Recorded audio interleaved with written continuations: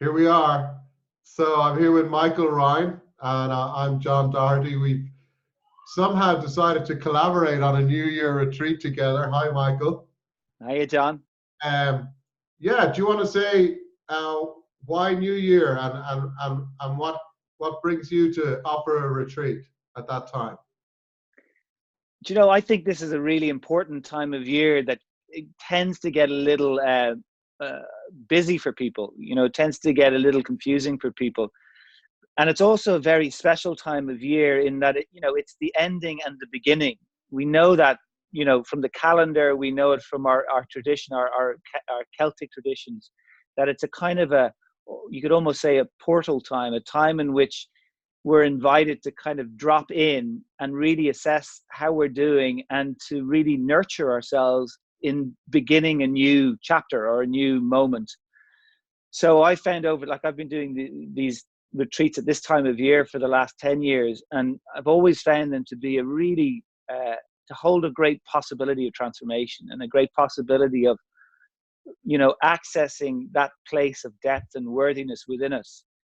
Um, to be able to stop and to breathe. And, a lot of the way I would work is through the body, that we use the body to begin to peel away those layers that kind of drag us down and keep us stuck and keep us tight and rigid. And I think what happens is people then begin to reveal something to themselves within themselves, that there is this whole capacity for experiencing our lives at a richer place or from a wider perspective. It's like we get to then open up this vista, this way of seeing our lives that has that rich component to it. And sometimes it takes us stepping out of our day to day to facilitate that, or to give that time, or to allow that to unfold. That, I suppose, particularly at this time of year, and we're moving into the colder weather, a lot of people, and it can be a difficult time, and a lot of expense and all of those fears and worries that happen in the darkness. And it's almost like we get to then step out and take these couple of days to begin to just slow down and experience ourselves, like what's actually happening for us, and learning how then to witness that space, so we can actually use it as fuel or food to find something new or to access something new. And sometimes I think people just get overwhelmed. And then I suppose a lot of the more modern traditions of maybe people end up feeling obliged to have to drink, or maybe eat not so well, or and I suppose ways that we can ultimately feel unwell or unhealthy. So the kind of the stepping out or the taking a moment can be a really powerful catalyst, I think, for beginning that new year, for finding ourselves, and dropping it into what is it that we want to access within ourselves more of the time. How do we want to feel within ourselves more of the time?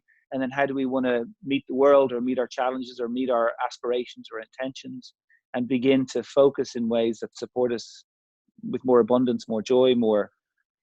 And what about you, John? What would be your thing around Well, this I time think of year? I'll take everything you said there, Michael, for a start. That sounds perfect. Yeah, I've been doing these similarly for many years, because I suppose I just got tired of getting to the end of the year after Christmas, feeling full, feeling tired, feeling burnt out. And I wanted a way of moving into the new year that was more present and more connected.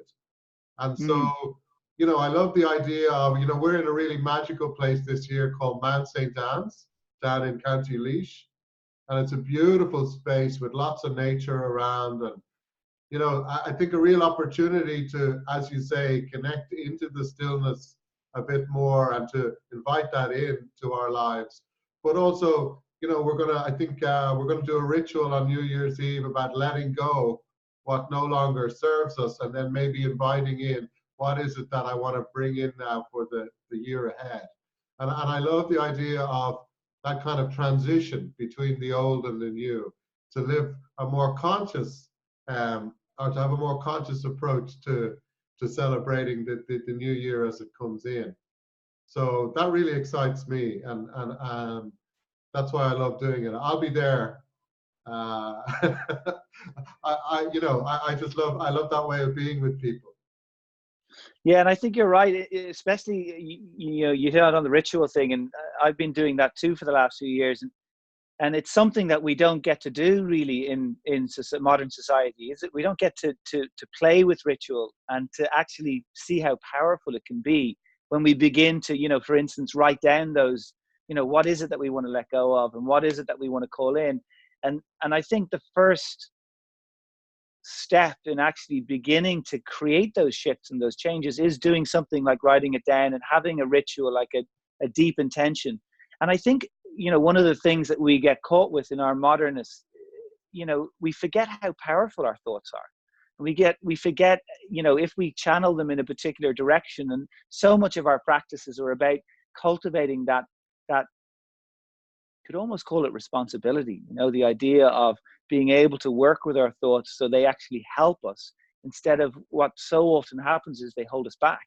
You know, they keep us stuck, or we get caught in something that feels overwhelming. And I think these rituals are a way of beginning to, you know, step up and co-create in a sense, or really recognize that we have a sovereignty or a capacity to direct our lives in directions that we'd like to go in, that we deserve to go in. Yeah, so I think that's really important, you know. And also I think, for a big theme that's been coming up for me, and I'll be talking about over the course of the weekend, is the play between our mundane experience and our magical experience. You know, how we, again, so often we get overwhelmed by the mundane.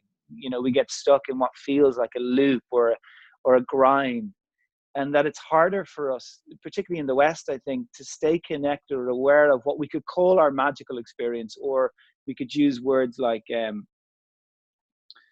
know, the idea of the part of us that needs to be fed with something more than food, you know, something deeper, that there's a yearning in all of us. You know, I think John Doherty, or sorry, John Doherty, who am I thinking of, the poet? John O'Donoghue used to speak about it beautifully. You know, this yearning that we're looking to fill, and sometimes it's not until we begin to fill it we recognize how important it is. You know, and I think what we're talking about holding over that weekend is that part that feeds that place. And also, we've got beautiful. I know this place has great food and has a great aesthetic to it, and the opportunity to be in a group, a like-minded group that are, you know, all moving in that similar direction. I think that creates a very powerful space of transformation. So that's kind of what I'm really looking forward to doing with you, and being part of. And also, I have to say, for me, you know, one of the reasons I do it is because I get so much out of it. It's such a gift for me to be part of. And I think being around people who have that intention to, you know, to support themselves in that particular way is a very, there's something that connects us all in that place. Great, thanks, Michael. Yeah, and you know, obviously the retreat is open to everybody, whatever your experience is. You're very welcome to come. You know, from beginners to people who are used to going on retreats, it's where it's a welcoming, easy, open space. We're very invitational around what we're offering. Everything will be, you know, guided as we go along. And I think, you know, we're going to hold a really beautiful space together for everybody. A very grace-filled, loving, transformational space, as you put it, Michael. So yeah, if you haven't already booked, now is the time perhaps to do it.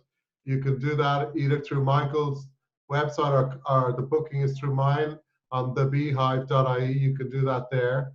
And we look forward to seeing you in the new year. Is that, Michael, is that good? Or do you want to add anything? Yeah, that's great. And look, I think, just to second what John said in terms of the space really being a safe space, a space in which, you know, I think what both myself and John do is we try to really make the practices that we work with really accessible to everybody, no matter what's going on. So, you know, if that is a concern for you, do feel safe, and even feel free to get in touch with me or John if you want to have a conversation or a chat, or you have a concern.